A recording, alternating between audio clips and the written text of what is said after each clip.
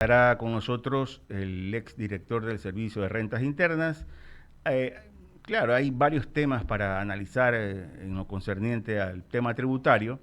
Esta última disposición que tiene relación con las casas de apuestas y sobre todo grabarles impuestos a las empresas que trabajan con los pronósticos deportivos, entre otros temas. Bien, con él vamos a dilucidar esto, hay algunos vacíos de pronto, pero lo vamos a despejar esas inquietudes con él.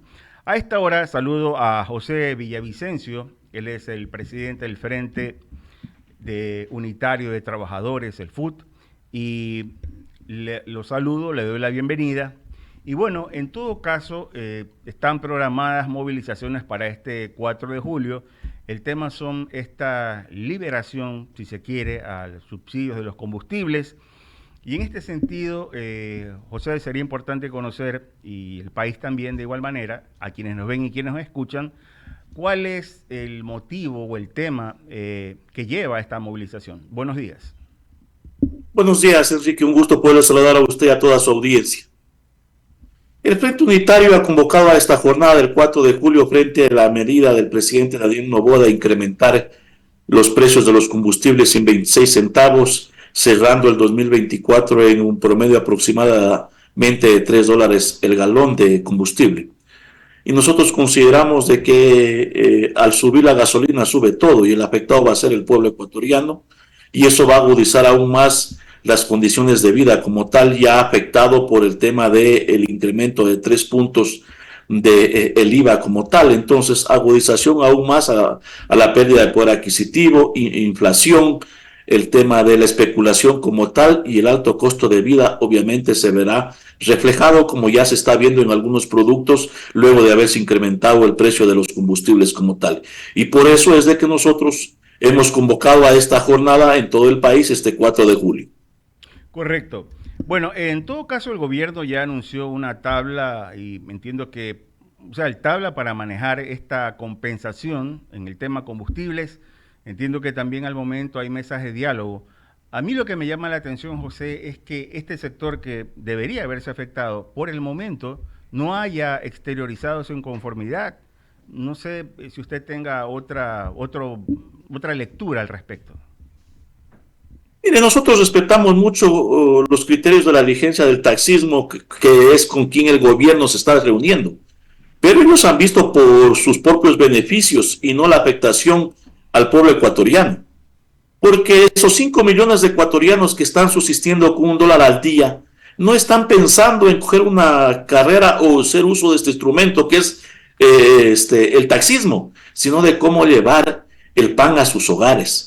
Y entonces, obviamente, el gobierno ha dicho de que ellos no se van a movilizar, obviamente están recibiendo, que ni siquiera se ha puesto atención el gobierno, qué pasa con los trabajadores de este sector, que son los choferes, que ni siquiera seguridad social les garantizan. Entonces nosotros respetamos muchos, pero no compartimos. Y aquí creo que el debate que debemos hacer todos los ecuatorianos es al final del día quién va a ser afectado por estas medidas. Y nosotros decimos que va a ser afectado el consumidor, este pueblo ecuatoriano, el mismo sector medio que maneja, que mueve la economía en los actuales momentos. Uh-huh.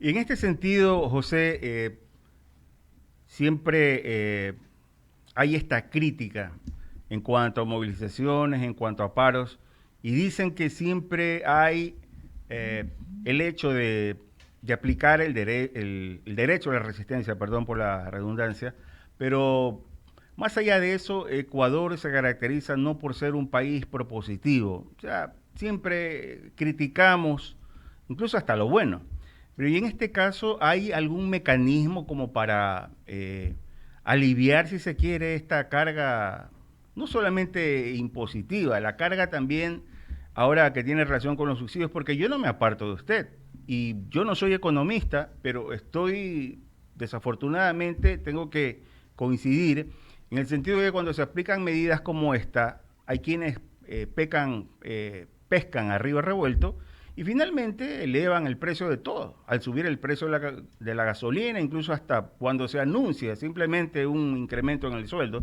que a veces es de $10, $20, Pero en todo caso, eso es lo que me preocupa a mí. Pero más allá de esta reflexión, ¿hay alguna propuesta como para, insisto, aliviar o buscar otro mecanismo, José? Evidentemente que sí, lamentablemente el gobierno dice verdades a medias. Y nosotros hemos planteado que se debería primero transparentar las cosas sobre el tema de los combustibles. ¿Cuál es la política petrolera? ¿Cuál es la política en el tema de los combustibles que existe? Y al parecer el gobierno no tiene identificado y no tiene gente preparada para hacerlo. Y decimos esto porque, de acuerdo a los compañeros de la Asociación Petrolera, el Estado ecuatoriano tuvo utilidades por el tema de los combustibles hasta el 2022 por alrededor de 150 millones de dólares, porque el costo de producción del galón de combustible costaba 2,5 y se vendía a 2,46. Entonces había utilidades, según el estudio que nosotros hemos hecho y en un documento que lo vamos a publicar en las próximas horas. Segundo, han habido, sí, del 2022 hasta la actualidad, pero no en los 4.500 millones que dice el gobierno, no en los 630 que habla de la gasolina eco y extra, sino de 276 millones. Entonces se dice verdades a medias. Y lo otro es que nosotros decimos por qué no se toman medidas en los que se han venido beneficiando de los subsidios, que no es el pueblo ecuatoriano. Ejemplo, empresas mineras, petroleras, entre otras, beneficiadas por más de 100 millones con el tema del subsidio a través de las planillas preferenciales eléctricas. Y en el tema ya de los combustibles, son las camaroneras, atuneras, la flota pesquera, entre otras, que según nuestros estudios se han beneficiado por más de 1.000 millones de dólares. Y Enrique, estos mismos sectores beneficiados con la exoneración tributaria en el 2022 con alrededor de 715 millones de dólares. También se les benefició con la condonación de multas, intereses y recargos por más de 1.300 millones de dólares. Entonces, nosotros decimos se sigue premiando a los de siempre y perjudicándole al pueblo ecuatoriano. ¿Cuáles son las alternativas? Quitemos estos subsidios a los grandes sectores y tendría más alrededor de 1.500 millones el Estado ecuatoriano. Hemos planteado qué pasa con los negocios de las telefonías de este país, que se sigue manejando entre gallos y medianoche en un contrato que está prorrogado y se ha dicho hasta la saciedad, un buen contrato por 15 años, 600 millones anuales tendría el Estado como tal. No se dice nada qué pasaría de la famosa evasión tributaria, que ni siquiera se ha acordado, ya se ha cobrado los 2.500 millones de dólares que ya no tienen ningún tema de litigio, si cabe el término. Y entonces no se toman estas decisiones y se siguen tomando medidas de afectar al pueblo ecuatoriano y más aún cuando hay una economía en recesión. Y entonces, desde nuestro punto de vista, es de que hay una política que el Fondo Monetario Internacional ordena, dispone y el presidente Daniel Noboa cumple. Sí, yo en algún momento, y soy sincero, nunca estuve de acuerdo con este incremento del 12 al 15%, sobre todo considerando la crisis económica que hay en el país. En todo caso, ya está hecho y yo lo que quiero, al igual que muchos ciudadanos, son los resultados, nada más. Lo invito, José, lo incorporamos a esta hora, a este espacio de diálogo, al abogado Ramiro Cepeda. Ramiro, buenos días, ¿cómo te va? Buenos días, Bolo, ¿cómo está? Don José, ¿cómo le va? Ramiro Cepeda le saluda. Ramiro, qué gusto, buenos días. Bien, esta medida perjudica a unos, ¿y a quién beneficia? Porque debe haber un beneficiario. Beneficia al sector privado y a los importadores, porque obviamente importamos el 70% de los combustibles. Ellos van a ser los principales beneficiados, porque nuestra producción obviamente solo produce el 30% del consumo interno y que ningún gobierno, no es solo el actual, ningún gobierno ha hecho nada por mejorar esa producción. Así que a ese sector es el que desde nuestro punto de vista beneficia. Este es el país del no, a todo decimos no en todo, pero usted está claro que hay que poner un orden en las finanzas públicas, y poner orden en las finanzas públicas es sincerar precios. Sincerar precios es quitar los subsidios y focalizarlos a la gente que necesita. Yo estoy de acuerdo en quitar los subsidios y estoy de acuerdo en focalizarlos directamente al que le beneficia y de una manera temporal, pues hay que ir adaptando la economía de suerte tal que se equilibren las cosas, porque si abrimos un hueco para tapar otro, esto no es un sinsentido. ¿Qué tal si nos ponemos de acuerdo en lo que hay que hacer? Porque los trabajadores también tienen su parte, los trabajadores también tienen su cuota de responsabilidad. Y yo estoy en contra de que no haya trabajo, estoy en contra de las fortunas obscenas que tienen ya unas dimensiones totalmente que insultan a la pobreza. Yo no estoy en contra de la riqueza, para nada. Estoy a favor de una clase media sólida.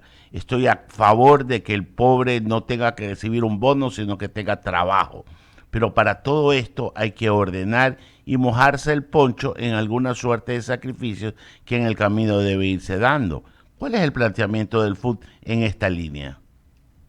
El problema es de que no hay la predisposición de los gobiernos de sentarse a discutir y a debatir, a analizar y tomar las mejores decisiones.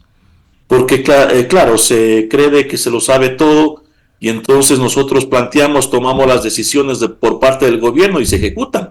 Y entonces hay una suerte de todos los gobiernos de descalificar a los dirigentes sindicales, sociales, algunos periodistas. Entonces, eso ha sido la famosa política en este país. Por eso nosotros decimos cara nueva y más de la vieja política, porque lo mismo nos están haciendo ahora que hemos convocado a esta jornada, de que somos los mismos, de que no queremos cambiar la realidad, etcétera, etcétera. Y obviamente, con todo el respeto, como hay medios de comunicación que se disponen o se prestan para los gobiernos de turno, entonces nos atacan. Pero bueno, de esto ya estamos curados los dirigentes, y entonces no hay la voluntad de sincerar las cosas, de decirle la verdad. Porque ¿cómo vamos a reactivar la economía de este país cuando el Fondo Monetario dice que nos presta 4,000 millones de dólares y ya nos ha desembolsado una parte,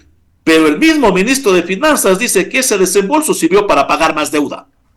Entonces no reactivamos la economía de este país, no incentivamos la pequeña y mediana industria, que es donde se genera el 80% de empleo, pero solo cuenta con el 20% de capital.